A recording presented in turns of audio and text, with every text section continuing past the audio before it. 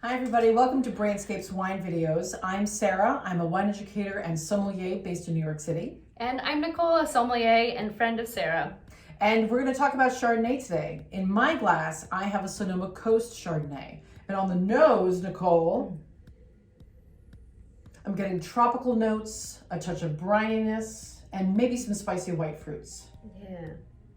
Of course, that lemon citrus. Mm-hmm. Yeah, I love Sonoma Coast as a wine region in California because it is a little bit more restrained compared to the rest of the state because of those cooler fog influences. But my ultimate favorite Chardonnay place in the world is Chablis Burgundy. It's super lean and mean and laser-like. It's like drinking liquid minerals. I love it. So rocky, that soil and limestoney. So, Nicole, what do you find are the top characteristics of the grape Chardonnay? Chardonnay in general, I mean, it's going to be more like orchard fruit. Apples and pears, citrus, lemon, sometimes white flowers, orchard or citrus blossom, like the little tiny white ones.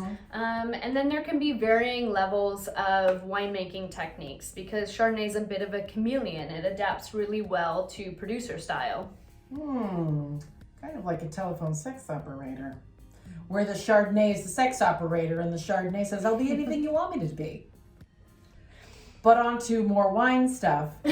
As sommeliers, we get asked all the time, how do you tell the difference and what are the differences between a California Chardonnay and a Chardonnay from Bourgogne, France? Okay.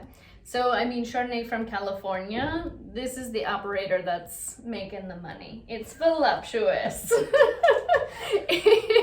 Curvy. Yes, all of these words. Juicy.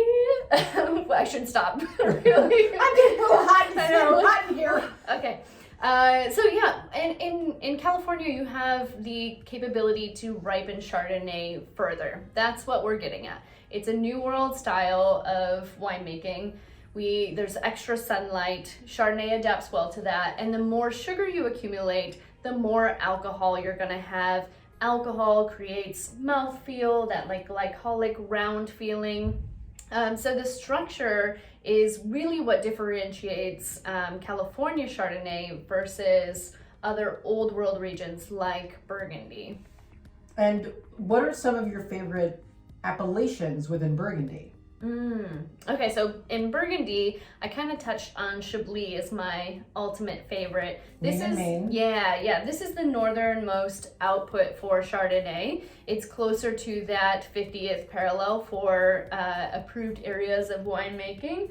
So it's pretty cool. But as you move further south, you get into the holy trinity of Chardonnay. So you have Pouilly-Montrachet, you have Chassagne-Montrachet, and Meursault. These are like, yes. Top drawer. Yes, exactly. Top notch. So one of the questions that I get asked from customers when they're Chardonnay drinkers from California, they'll say, I want to try something from Burgundy. What do you recommend? So a California wine drinker, for me, I won't take them to Chablis because of that raciness. Yeah, no. I'll get them into something that I think they'll be more comfortable with, like Maconnais, or even something like Meursault if they have the pockets for it. And if they do not have the pockets for it, again, Maconnais, but also maybe just something from the Côte de Beaune, or maybe one of the off appellations, like Saint-Aubin, or Pernan-Vergelès, or Santenay, something that is not within that holy trinity, but mimics California. So they can maybe dip their toes into the Burgundy pool, or maybe up to their knees or their waist, but don't go whole hog and dunk all the way in. And you know, we also try as sommeliers to pay attention to their wallets, so they won't maybe suffer, our customers won't suffer sticker shock. But again, the point for us as somms is to get them into something that we think they'll love, not just like.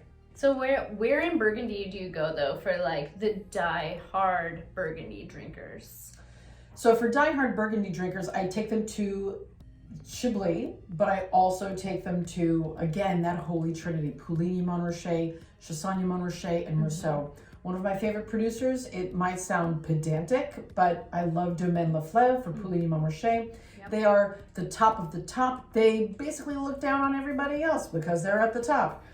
And we, as wine drinkers and sommeliers, have to know where the top is. Domaine Leflevre is at the top, and they are absolutely worth the money. Stylistically, though, Puligny Montrachet is electric, and it's bursting with a verve and electricity. Meursault, though, on the other hand, is much more voluptuous and has that round, richness, absolutely. and also quite hazelnutty. It's a hazelnutty note that you get in Meursault that you do not get in Puligny Montrachet. Yeah, absolutely, more texture. And then I would say Chassagne Montrachet kind of sits in between those styles. It has a lot of elegance like Puligny Montrachet, and it can have some cut to it, but it can also like hold its weight too. It has like a rounder kind of presence as Meursault might. And something that we shouldn't overlook is the food friendliness of White Burgundy. They go with absolutely anything. Everything. From salads and fish to roast chicken, and you could even do lamb and pork dishes with it. Yeah, it's my recommendation every single time. What should we drink tonight? White Burgundy. White Burgundy, Done. why not? Check, done. Nicole, this has been so great. Thank you so much for sharing your knowledge and information. Thanks for having me. Of course, let's do it again. Yes. And if you have any more questions about Chardonnay, California, or White Burgundy, be sure to check out Brainscape's Academy and read all those wonderful wine articles, or even check out Brainscape's WSET 2 and 3 flashcards and the CMS Level 1 flashcards to go even deeper into these regions and also this grape and others. Cheers, Nicole. Cheers. Such a great sound. Like, ah. It is a great sound.